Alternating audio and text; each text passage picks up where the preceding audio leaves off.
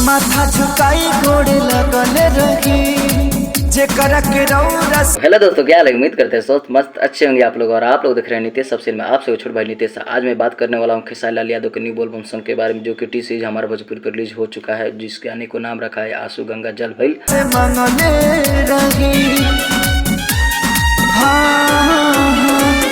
तो यही गाना का नाम रखा गया है और ये गाने को लिखे हैं विशाल भारती, म्यूजिक दिए हैं मनु सिन्हा और वीडियो डायरेक्टर पवन पाल है। तो सबसे पहले आप लोग गाना सुन लीजिए। तो आप लोग गाना सुन लिए, और ये गाना को आप लोग को ज़्यादा से ज़्यादा सुनना है तो टी सीरीज हमारे भोजपुरी भी जाना पड़ेगा, और वहाँ पे जाके आप लोग गाना सुन सकते हैं।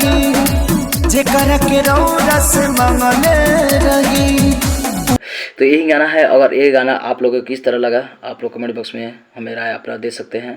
हमें अच्छा लगा, आप सबके कैसा लगा, आप लोग अपना कमेंट बॉक्स में अपना राय जरूर दे सकते हैं।